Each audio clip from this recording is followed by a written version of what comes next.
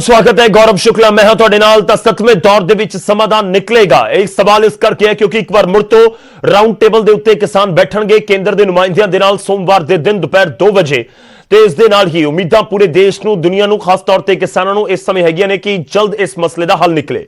ਕਿਸਾਨਾਂ ਦੀ ਰਣਨੀਤੀ ਸਿੰਘੂ ਬਾਰਡਰ ਦੇ ਉੱਤੇ ਜਥੇਬੰਦੀਆਂ ਦੀ ਮੀਟਿੰਗ ਸ਼ੁਰੂ ਹੋ ਚੁੱਕੀ ਹੈ। ਇਸ ਸਮੇਂ ਦੀ ਵੱਡੀ ਖਬਰ ਹੈ सरकार दे नाल गलबात नूं लैके चर्चा हो रही है। किसानी मसले दे उत्ते 7वें गेड़ दी ऑफिशियल तौर दे उत्ते रस्मी तौर ते 7वें दौर दी गलबात कल यानी कि सोमवार नूं होण जा रही है। बल्कि होनी है सरकार दे नाल गलबात कानूनां नूं रद्द करन दे उत्ते किसानां दी जो मंग है उस दे उत्ते बरकरार ने। MSP दे उत्ते भी सरकार दे नाल चर्चा होवेगी। इस तो इलावा किसान जथेबंदियां इस गल ते भी विचार कर रही ने कि स्टेज नूं किवें वाटरप्रूफ करना है क्योंकि मींह ਸਿੰਘੂ ਬਾਰਡਰ ਦੇ ਉੱਤੇ ਆਇਆ। ਇਹ ਵੀ ਕਿਹਾ ਜਾ ਰਿਹਾ ਕਿ ਬੁੱਧਵਾਰ ਤੱਕ ਬਾਰਿਸ਼ ਦੀ ਸੰਭਾਵਨਾ ਹੈ। ਮੌਸਮ ਅੱਗੇ ਹੋਰ ਵੀ ਖਰਾਬ ਹੋ ਸਕਦਾ ਹੈ। ਆਉਣ ਵਾਲੇ ਦਿਨਾਂ ਦੇ ਵਿੱਚ ਮੌਸਮ ਹੋਰ ਜ਼ਿਆਦਾ ਖਰਾਬ ਹੋਣ ਦੀ ਸੰਭਾਵਨਾ ਹੈ। ਇਸ ਲਈ ਪ੍ਰਬੰਧਾਂ ਤੇ ਵੀ ਚਰਚਾ ਹੋ ਰਹੀ ਹੈ। ਪਰ ਖਾਸ ਤੌਰ ਤੇ ਚਰਚਾ ਕਿਉਂਕਿ ਕਿਸਾਨ ਜਥੇਬੰਦੀਆਂ ਦੇ ਆਗੂ ਬੈਠ ਰਹੇ ਨੇ, ਮੀਟਿੰਗ ਹੋ ਰਹੀ ਹੈ ਤੇ ਠੀਕ ਉਸ ਮੀਟਿੰਗ ਤੋਂ ਪਹਿਲਾਂ ਜੋ ਕੱਲ ਕੇਂਦਰ ਦੇ ਨਾਲ ਹੋਣ ਜਾ ਰਹੀ ਹੈ 7ਵੇਂ ਦੌਰ ਦੀ ਗੱਲਬਾਤ। ਹੁਣ ਤੱਕ 6 ਦੌਰ ਦੀ ਗੱਲਬਾਤ ਹੋਈ ਹੈ ਅਫੀਸ਼ੀਅਲ ਤੌਰ ਦੇ ਉੱਤੇ, ਉਸ ਦੇ ਵਿੱਚ ਗੱਲਬਾਤ ਨਹੀਂ ਬਣੀ।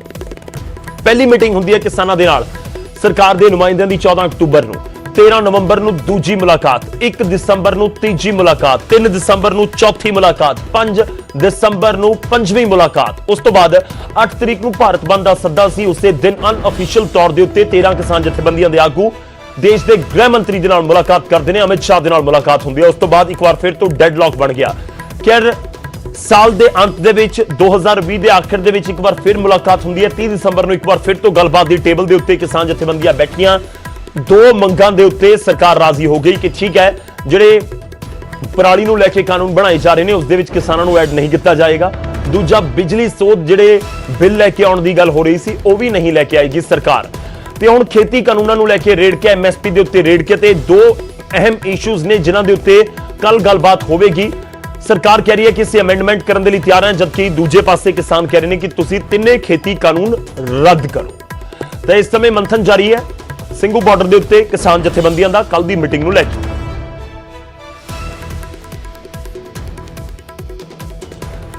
ਸਿੱਧਾ ਲੈ ਕੇ ਚੱਲਦੇ ਹਾਂ ਤੁਹਾਨੂੰ ਸਿੰਘੂ ਬਾਰਡਰ। ਸਾਡੇ ਸਹਿਯੋਗੀ ਨਿਊਜ਼ 18 ਪੰਜਾਬ ਦੇ ਬਿਊਰੋ ਚੀਫ ਨਪਿੰਦਰ ਬਰਾੜ ਸਾਡੇ ਨਾਲ ਜੁੜ ਰਹੇ ਨੇ।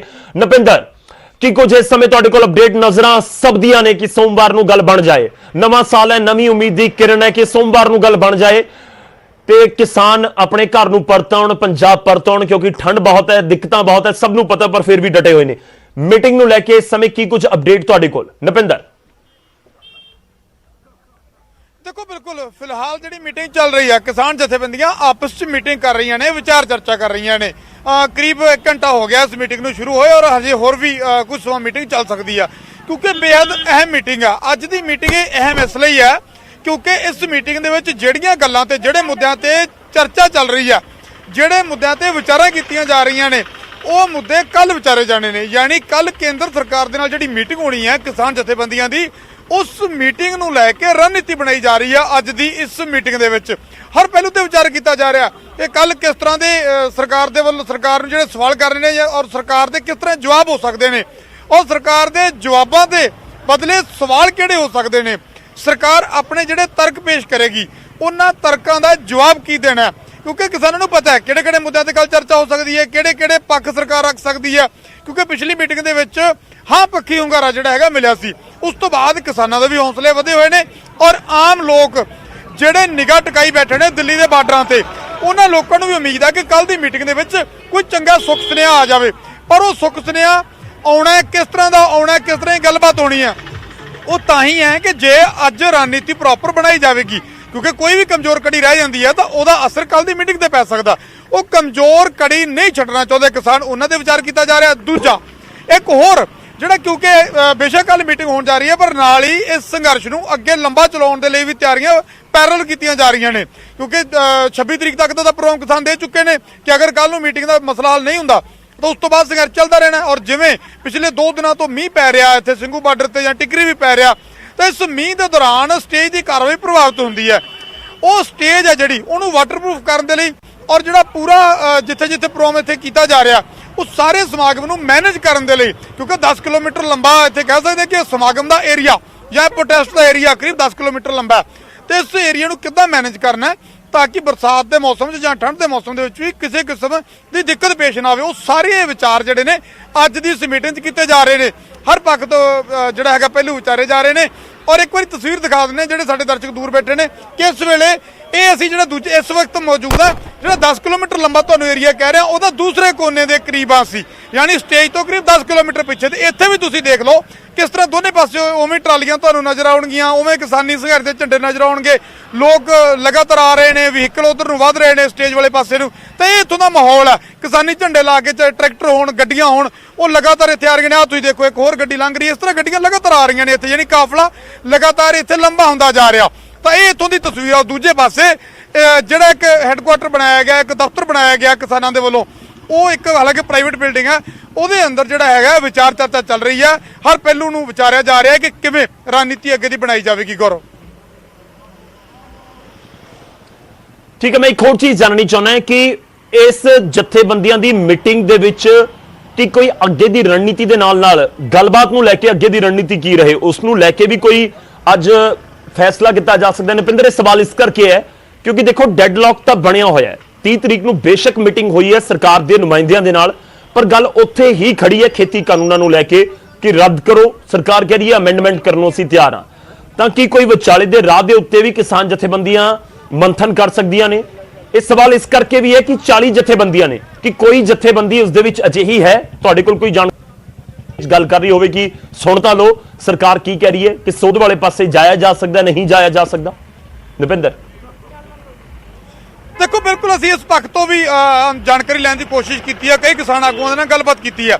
ਪਰ ਇੱਕ ਚੀਜ਼ ਸਾਫ਼ ਕਰ ਦਈਏ, ਇੱਕ ਤਸਵੀਰ ਸਾਫ਼ ਕਰ ਦਈਏ ਸਾਡੇ ਦਰਸ਼ਕਾਂ ਨੂੰ ਕਿ ਕਿਸਾਨਾਂ ਨੇ ਸਾਫ਼ ਕਰ ਦਿੱਤਾ, ਚਾਹੇ ਉਹ ਰਾਜੇਵਾਲ ਹੋਣ, ਚਾਹੇ ਡਾਕਟਰ ਦਰਸ਼ਨਪਾਲ ਹੋਣ, ਚਾਹੇ ਬਾਕੀ ਜਥੇਬੰਦੀਆਂ ਦੇ ਨੁਮਾਇੰਦੇ ਹੋਣ। ਕਈਆਂ ਨੁਮਾਇੰਦਿਆਂ ਨਾਲ ਅਸੀਂ ਗੱਲਬਾਤ ਕੀਤੀ ਹੈ, ਸਾਫ਼ ਕਰ ਦਿੱਤਾ ਕਿ ਕਾਨੂੰਨ ਰੱਦ ਕਰੇ ਤੋਂ ਬਿਨਾਂ ਸਾਡਾ ਕੋਈ ਸਮਝੌਤਾ ਨਹੀਂ।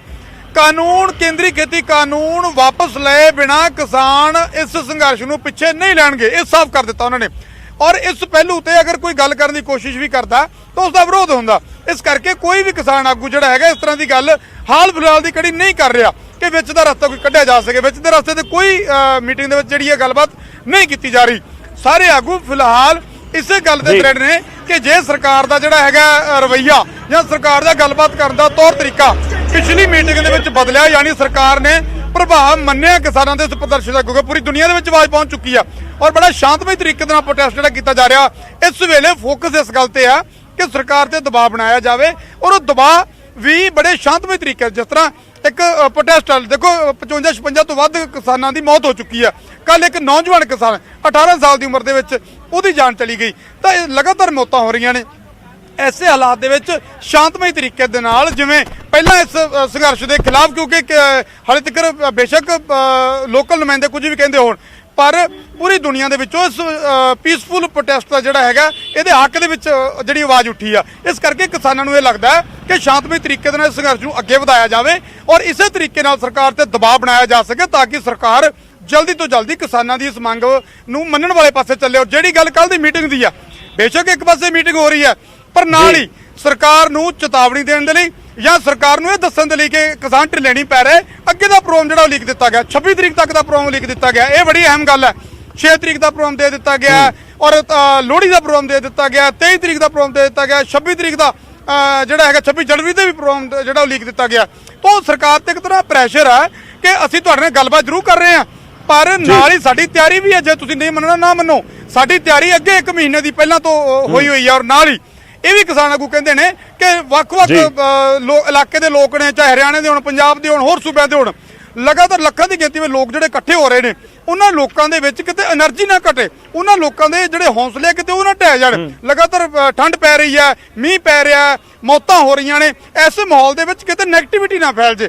ਇਸ ਕਰਕੇ ਵੀ ਜਿਹੜੇ ਪ੍ਰੋਗਰਾਮ ਜਿਹੜੇ ਉਲੀਕੇ ਜਾ ਰਹੇ ਨੇ ਕਿਸਾਨ ਆਗੂਆਂ ਦੇ ਮੁਤਾਬਕ, ਇਸ ਪੂਰੇ ਅੰਦੋਲਨ ਦੇ ਵਿੱਚ એનર્ਜੀ ਭਰਨ ਦੇ ਲਈ, ਇਸ ਪੂਰੇ ਅੰਦੋਲਨ ਦੇ ਵਿੱਚ ਉਤਸ਼ਾਹ ਭਰਨ ਦੇ ਲਈ ਇਹ ਪ੍ਰੋਗਰਾਮ ਉਲੀਕੇ ਜਾ ਰਹੇ ਨੇ। ਗੌਰਵ, ਬਿਲਕੁਲ ਨਵਿੰਦਰ, ਧੰਨਵਾਦ ਸਾਡਾ ਜੁੜਨ ਦੇ ਲਈ। ਇਸ ਪੂਰੀ ਗੱਲਬਾਤ ਦੇ ਲਈ ਤੁਸੀਂ ਨਜ਼ਰ ਬਣਾਏ ਰੱਖੋ ਮੀਟਿੰਗ ਦੇ ਵਿੱਚ ਕੀ ਕੁਝ ਹੋ ਰਿਹਾ ਹੈ, ਮੀਟਿੰਗ ਤੋਂ ਬਾਅਦ ਕੀ ਕੁਝ ਕਿਸਾਨ ਜਥੇਬੰਦੀਆਂ ਕਹਿੰਦੀਆਂ ਨੇ। ਅਸੀਂ ਤੁਹਾਡੇ ਤੋਂ ਲਗਾਤਾਰ ਅਪਡੇਟ ਲੈਂਦੇ ਰਹਾਂਗੇ। ਬਹੁਤ ਜ਼ਰੂਰੀ ਇੰਪੋਰਟੈਂਟ ਅੱਜ ਦੀ ਮੀਟਿੰਗ ਹੈ। ਅੱਜ ਦੀ ਮੀਟਿੰਗ ਤੋਂ ਬਾਅਦ ਹੁਣ ਸਿੱਧਾ ਜਾ ਕੇ ਕਿਸਾਨ ਕੱਲ ਟੇਬਲ ਦੇ ਉੱਤੇ ਬੈਠਣਗੇ ਸਰਕਾਰ ਦੇ ਨੁਮਾਇੰਦਿਆਂ ਦੇ ਸਾਹਮਣੇ। ਉਹ ਵੀ ਅਪਡੇਟ ਤੁਹਾਨੂੰ ਦਵਾਂਗੇ ਕਿ ਉੱਥੇ ਗੱਲਬਾਤ ਕੀ ਹੁੰਦੀ ਹੈ। ਪਰ ਉਸ ਤੋਂ ਪਹਿਲਾਂ ਕਿਸਾਨਾਂ ਦੇ ਮੰਥਨ ਦੇ ਵਿੱਚ ਕੀ ਹੁੰਦਾ ਉਹ ਵੀ ਅਸੀਂ ਜਾਣਨ ਦੀ ਕੋਸ਼ਿਸ਼ ਕਰ ਰਹੇ ਹਾਂ। ਇਹ 7 ਤਸਵੀਰਾਂ ਦੇਖੋ, 7ਵੇਂ ਦੌਰ ਦੀ ਗੱਲਬਾਤ ਹੋਣੀ ਹੈ ਸੋਮਵਾਰ ਨੂੰ ਕੱਲ, ਤੇ ਉਸ ਮੁਲਾਕਾਤ ਤੋਂ ਉਮੀਦਾਂ ਸਾਰਿਆਂ ਨੂੰ ਬਹੁਤ ਹੈ। ਕਿਸਾਨ ਜਥੇਬੰਦੀਆਂ ਵੀ ਲਗਾ ਰਹੀਆਂ ਹੋਣਗੀਆਂ ਤੇ ਪਹਿਲਾ ਰਾਊਂਡ, ਦੂਜਾ ਰਾਊਂਡ, ਤੀਜਾ ਰਾਊਂਡ ਕਦੋਂ ਹੋਇਆ, ਹੁਣ ਤੱਕ ਕਿਸ ਤਰੀਕੇ ਨਾਲ ਉਸਦੇ ਨਤੀਜੇ ਰਹੇ ਨੇ, ਅਸੀਂ ਉਹ ਵੀ ਤੁਹਾਨੂੰ ਦੱਸਣ ਦੀ ਕੋਸ਼ਿਸ਼ ਕਰ ਰਹੇ ਹਾਂ।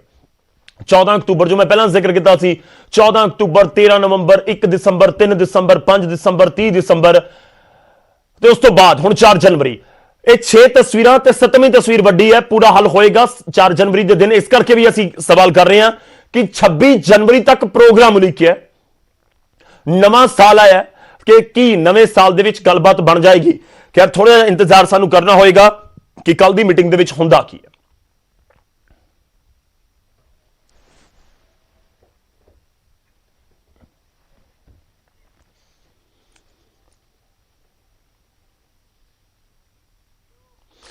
ਹੁਣ ਅੱਗੇ ਵਧਦੇ ਹਾਂ, ਜਿਸ ਦਾ ਜ਼ਿਕਰ ਨਪਿੰਦਰ ਵੀ ਕਰ ਰਹੇ ਸੀ, ਉਸ ਖਬਰ ਦਾ ਜ਼ਿਕਰ ਕਰਾਂਗੇ। ਜਿਹਾਂ ਦਿੱਲੀ ਦੇ ਵਿੱਚ ਬਾਰਡਰ ਦੇ ਉੱਤੇ ਧਰਨੇ ਜਾਰੀ ਨੇ ਕਿਸਾਨ ਜਥੇਬੰਦੀਆਂ ਦੇ, ਤੇ ਇਸ ਵਿਚਾਲੇ 24 ਘੰਟਿਆਂ ਦੇ ਵਿੱਚ 4 ਕਿਸਾਨਾਂ ਦੀ ਮੌਤ ਦੀ ਖਬਰ ਵੀ ਸਾਹਮਣੇ ਆਈ ਹੈ। ਇਹਨਾਂ ਦੇ ਵਿੱਚ ਹਰਿਆਣਾ ਦੇ ਵੀ ਕਿਸਾਨ ਨੇ ਤੇ ਪੰਜਾਬ ਦਾ ਨੌਜਵਾਨ 18 ਵਰਿਆਂ ਦਾ ਕਿਸਾਨ ਵੀ ਹੈ। ਜੀਂਦ ਦੇ 58 ਸਾਲਾ ਕਿਸਾਨ ਦੀ ਜਾਨ ਗਈ ਹੈ। ਸੋਨੀਪਤ ਦੇ 50 ਸਾਲਾ ਕਿਸਾਨ ਨੇ ਦਮ ਤੋੜ ਦਿੱਤਾ ਹੈ। ਸੰਗਰੂਰ ਦੇ 45 ਸਾਲ ਦੇ ਕਿਸਾਨ ਦੀ ਮੌਤ ਹੋਈ ਹੈ, ਜਦਕਿ ਬਠਿੰਡਾ ਦਾ ਸੀ 18 ਸਾਲ ਦਾ ਜਸ਼ਨਪ੍ਰੀਤ ਨਾਮ ਦੱਸਿਆ ਜਾ ਰਿਹਾ, ਉਸਦਾ ਹਾਰਟ ਅਟੈਕ ਦੀ ਵਜ੍ਹਾ ਨਾਲ ਮੌਤ ਹੋਈ ਹੈ। ਚਾਰੇ ਕਿਸਾਨ ਵੱਖ-ਵੱਖ ਬਾਰਡਰਾਂ ਦੇ ਉੱਤੇ ਡਟੇ ਹੋਏ ਸਨ ਤੇ ਇਸ ਵਿਚਾਲੇ ਮੌਤ ਦੀ ਖਬਰ ਉਹਨਾਂ ਦੀ ਸਾਹਮਣੇ ਆਈ ਹੈ। 4 ਤਸਵੀਰਾਂ, 4 ਕਿਸਾਨ ਜਿਨ੍ਹਾਂ ਦੀ ਮੌਤ ਹੋਈ।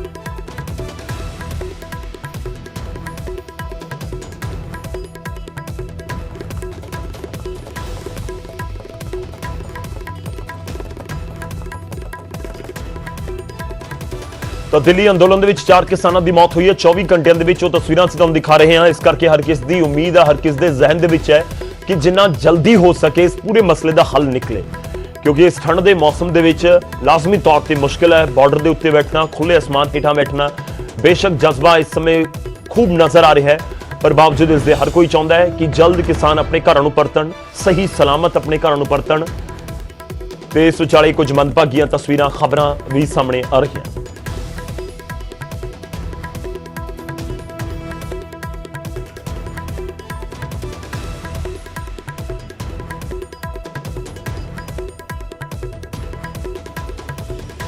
ਹੁਣ ਅੱਗੇ ਵਧਦੇ ਹਾਂ, ਅਗਲੀ ਵੱਡੀ ਖਬਰ ਦਾ ਰੁਖ ਕਰਦੇ ਹਾਂ। ਖਬਰ ਹੈ ਉੱਤਰ ਪ੍ਰਦੇਸ਼ ਦੇ ਗਾਜ਼ੀਆਬਾਦ ਤੋਂ। ਵੱਡੀ ਖਬਰ ਹੈ ਜਿੱਥੇ ਵੱਡਾ ਹਾਦਸਾ ਵਾਪਰਿਆ। ਅੰਤਿਮ ਸੰਸਕਾਰ ਵੇਲੇ ਸ਼ਮਸ਼ਾਨ ਘਾਟ ਦੀ ਛੱਤ ਡਿੱਗ ਗਈ। ਪਰਿਵਾਰਕ ਮੈਂਬਰ ਦਾ ਅੰਤਿਮ ਸੰਸਕਾਰ ਕਰਨ ਗਿਆ ਹੋਇਆ ਸੀ ਪਰਿਵਾਰ, ਰਿਸ਼ਤੇਦਾਰ, ਹੋਰ ਜਿਹੜੇ ਸਗੇ ਸੰਬੰਧੀ ਹੁੰਦੇ ਨੇ, ਸਾਰੇ ਲੋਕ ਪਹੁੰਚਦੇ ਨੇ ਸ਼ਮਸ਼ਾਨ ਘਾਟ ਆਖਰੀ ਵਿਦਾਈ ਦੇਣ ਦੇ ਲਈ। ਤਾਂ ਉਸ ਵੇਲੇ ਉੱਥੇ ਇਹ ਜਿਹੜਾ ਵੱਡਾ ਹਾਦਸਾ ਵਾਪਰਿਆ ਹੈ। ਸੰਸਕਾਰ ਦੇ ਸਮੇਂ ਸ਼ਮਸ਼ਾਨ ਘਾਟ ਦੀ ਛੱਤ ਡਿੱਗ ਗਈ ਤੇ ਸੰਸਕਾਰ ਦੇ ਵਿੱਚ ਸ਼ਾਮਲ ਹੋਣ ਆਏ ਲੋਕਾਂ ਦੇ ਉੱਤੇ ਲੈਂਟਰ ਡਿੱਗਿਆ। ਲੈਂਟਰ ਡਿੱਗਣ ਦੀ ਵਜ੍ਹਾ ਨਾਲ 18 ਲੋਕਾਂ ਦੀ ਮੌਤ ਹੋ ਗਈ। ਕਿੰਨਾ ਦਰਦਨਾਕ ਹਾਦਸਾ ਉੱਥੇ ਵਾਪਰਿਆ ਹੈ। ਐਨਡੀਆਰਐਫ ਦੇ ਵੱਲੋਂ ਰੈਸਕਿਊ ਆਪਰੇਸ਼ਨ ਜਾਰੀ ਹੈ। ਮਲਬੇ ਦੇ ਵਿੱਚ ਅਜੇ ਵੀ ਕੁਝ ਲੋਕਾਂ ਦੇ ਦੱਬੇ ਹੋਣ ਦਾ ਖਦਸ਼ਾ ਜਤਾਇਆ ਜਾ ਰਿਹਾ ਹੈ। ਉੱਤਰ ਪ੍ਰਦੇਸ਼ ਦੇ ਮੁੱਖ ਮੰਤਰੀ ਯੋਗੀ ਆਦਿੱਤਿਆਨਾਥ ਨੇ ਇਸ ਪੂਰੇ ਮਾਮਲੇ ਦੇ ਵਿੱਚ ਰਿਪੋਰਟ ਮੰਗੀ ਹੈ ਕਿ ਆਖਿਰ ਇਹ ਕਿਵੇਂ ਹਾਦਸਾ ਵਾਪਰ ਗਿਆ, ਕਿ ਬਾਕੀ ਉੱਥੇ ਜਿਹੜੀ ਇਮਾਰਤ ਹੈ ਉਹ ਲੈਂਟਰ ਹੈ ਉਹ ਜਰਜਰ ਹੋ ਚੁੱਕਿਆ ਸੀ, ਆਖਿਰ ਕੀ ਵਜ੍ਹਾ ਹੈ। ਕਿਉਂਕਿ ਆਮ ਤੌਰ ਤੇ ਲੋਕ ਪਹੁੰਚਦੇ ਨੇ ਸੰਸਕਾਰ ਦੇ ਮੌਕੇ ਦੇ ਉੱਤੇ, ਪਰਿਵਾਰ ਗਮ ਦੇ ਮਾਹੌਲ ਦੇ ਵਿੱਚ ਹਰ ਕੋਈ ਚਾਹੁੰਦਾ ਕਿ ਅਸੀਂ ਵੀ ਜਾ ਕੇ ਦੁੱਖ ਦਾ ਪ੍ਰਗਟਾਵਾ ਕਰੀਏ, ਉੱਥੇ ਪਹੁੰਚੀਏ, ਪਰਿਵਾਰ ਦੇ ਨਾਲ ਖੜੇ ਹੋਈਏ। ਤੇ ਇਸ ਮੌਕੇ ਉੱਤੇ ਕੁਝ ਲੋਕ ਪਹੁੰਚੇ ਹੋਏ ਸੀ, ਰਿਸ਼ਤੇਦਾਰ ਵੀ, ਜਿਹੜੇ ਹੋਰ ਦੋਸਤ ਮਿੱਤਰ ਹੁੰਦੇ ਨੇ ਉਹ ਵੀ ਪਹੁੰਚਦੇ ਨੇ ਇਸ ਦੁੱਖ ਦੀ ਘੜੀ ਦੇ ਵਿੱਚ। ਤਾਂ ਸੰਸਕਾਰ ਕਰਨ ਪਹੁੰਚਿਆ ਹੋਇਆ ਸੀ ਪਰਿਵਾਰ ਆਪਣੇ ਸਗੇ ਸੰਬੰਧੀਆਂ ਦੇ ਨਾਲ, ਤੇ ਇਸ ਵਿਚਾਲੇ ਇੱਥੇ ਲੈਂਟਰ ਡਿੱਗਦਾ ਤੇ ਲੈਂਟਰ ਡਿੱਗਣ ਦੀ ਵਜ੍ਹਾ ਦੇ ਨਾਲ 18 ਲੋਕਾਂ ਦੀ ਮੌਤ ਦੀ ਜਾਣਕਾਰੀ ਹੁਣ ਤੱਕ ਸਾਹਮਣੇ ਆ ਚੁੱਕੀ ਹੈ। ਇਹ ਵੀ ਤੁਹਾਨੂੰ ਦੱਸ ਦਈਏ ਕਿ ਅਜੇ ਜੋ ਐਨਡੀਆਰਐਫ ਹੈ ਰੈਸਕਿਊ ਆਪਰੇਸ਼ਨ ਚਲਾ ਰਿਹਾ ਹੈ ਤੇ ਇਹ ਵੀ ਜਾਣਕਾਰੀ ਹੈ ਕਿ ਕੁਝ ਹੋਰ ਲੋਕ ਵੀ ਦੱਬੇ ਹੋ ਸਕਦੇ ਨੇ। ਮਤਲਬ ਸਾਫ਼ ਹੈ ਕਿ ਮੌਤਾਂ ਦਾ ਅੰਕੜਾ ਹੋਰ ਵੀ ਵੱਧ ਸਕਦਾ ਹੈ।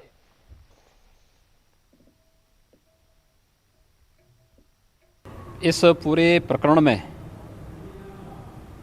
मंडलायुक्त मेरठ और आईजी रेंज मेरठ को मौके पे जाकर इस पूरी घटना की रिपोर्ट देने के लिए मैंने पहले ही आदेश कर दिया है। इस पूरी घटना की रिपोर्ट वे तत्काल प्रदेश शासन को उपलब्ध करवा दें और राज्य सरकार सभी पीड़ित परिवारों के साथ पूरी मजबूती के साथ खड़ी है। ਇੱਥੇ ਅਸੀਂ ਇੱਕ ਛੋਟੇ ਜਿਹੇ ਬ੍ਰੇਕ ਲਈ ਰੁਕ ਰਹੇ ਹਾਂ, ਵਾਪਸ ਆਵਾਂਗੇ ਕੁਝ ਹੋਰ ਖਬਰਾਂ ਦੇ ਨਾਲ। ਬੱਚੇ ਅਕਸਰ ਉਹ ਗੁਜ਼ਰਦੇ ਨੇ ਜੋ ਵੱਡੇ ਸੋਚ ਵੀ ਨਹੀਂ ਸਕਦੇ। ਉਹਨਾਂ ਦਾ ਦਿਮਾਗ, ਉਹਨਾਂ ਦਾ ਜਜ਼ਬਾ, ਉਹਨਾਂ ਦਾ ਹੌਸਲਾ ਚੱਟਾਨ ਵਰਗਾ ਮਜ਼ਬੂਤ ਅਤੇ ਪਹਾੜ ਜਿੰਨਾ ਉੱਚਾ ਹੁੰਦਾ ਹੈ। ਇਸ ਹੌਸਲੇ ਨੂੰ ਸਲਾਮ ਕਰਨ ਦੇ ਲਈ ਨਿਊਜ਼ 18 ਲੈ ਕੇ ਆ ਰਿਹਾ ਹੈ टीवी का एक अनोखा show Byju's young genius. Byju's young genius दे विच देश देखेगा उन्हां बच्चियां नूं जिन्हां दी उमर भावें कच्ची होवे पर हुनर पक्का है, जिन्हां दी उमर भावें घट होवे पर कद वड्डा है। किसी भी शहर कस्बे या महानगर दे विच रहन वाले यह बच्चे अपने दिमाग दे नाल अंदाज दे नाल दुनिया नूं दंग कर सकते हैं।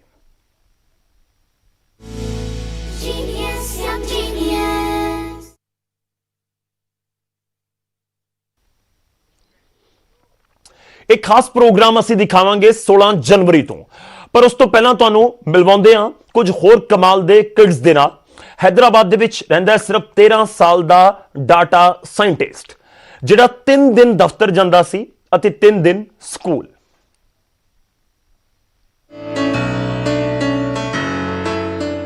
सिर्फ 13 साल की उम्र में क्या कोई बच्चा किसी बड़ी कंपनी का डाटा साइंटिस्ट बन सकता है?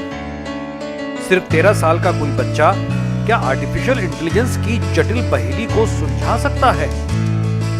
8वीं क्लास में पढ़ने वाला सिद्धार्थ पिल्लई ये सब कुछ कर सकता है।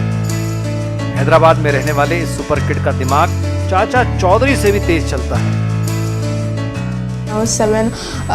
As I was like really addicted to playing games and everything. My father, as I was like really addicted to playing games and mostly spending my time by applications. My father basically diverted from me the curiosity of playing games, the curiosity of knowing how these games are created.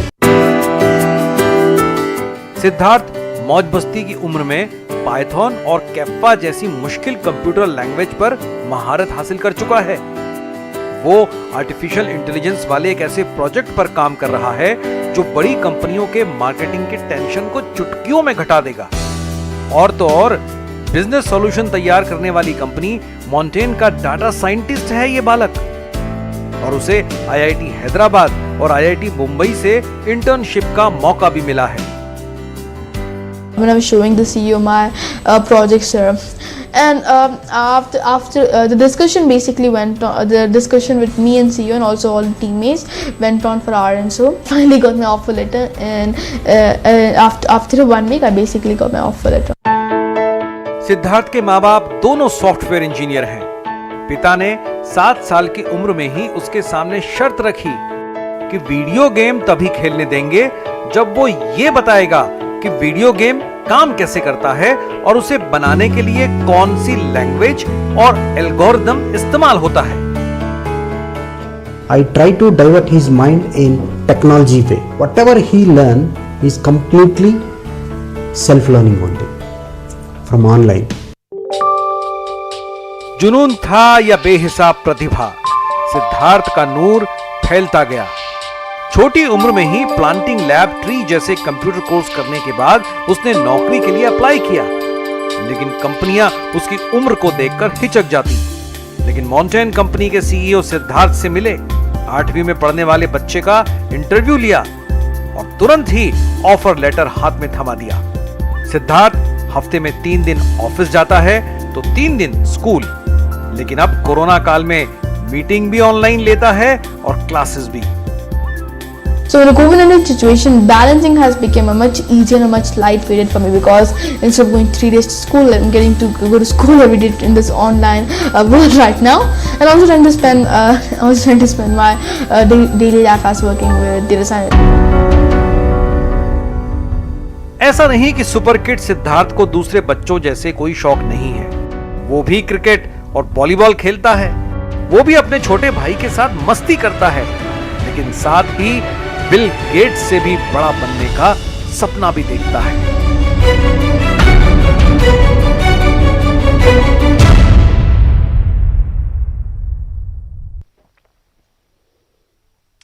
ਤਾਂ kids ਵਾਕਈ ਕਮਾਲ ਦੇ ਨੇ। ਅਜੇ ਪਤਾ ਨਹੀਂ ਕਿੰਨੇ ਹੋਰ genius ਬੱਚੇ ਸਾਡੇ ਨੇੜੇ ਤੇੜੇ ਮੌਜੂਦ ਨੇ। 16 जनवरी ਤੋਂ ਨਿਊਜ਼ 18 ਲੈ ਕੇ ਆ ਰਿਹਾ ਹੈ ਅਜਿਹੇ ਹੀ ਅਨੋਖੇ ਬੱਚਿਆਂ ਦਾ ਦੰਗ ਕਰਨ ਵਾਲਾ ਜਨੂਨ, ਦਿਮਾਗ ਅਤੇ ਹੌਸਲਾ। ਵੱਡੀਆਂ ਹਸਤੀਆਂ ਦੇ ਨਾਲ ਉਹਨਾਂ ਦੀ ਜੁਗਲਬੰਦੀ ਦੇਖੋ। Byju's young genius news 18 Punjab, Haryana, Himachal ਦੇ ਉੱਤੇ ਸ਼ਨੀਵਾਰ ਸ਼ਾਮ 7:30 ਵਜੇ ਅਤੇ ਐਤਵਾਰ ਦੁਪਹਿਰ 12:30 ਵਜੇ।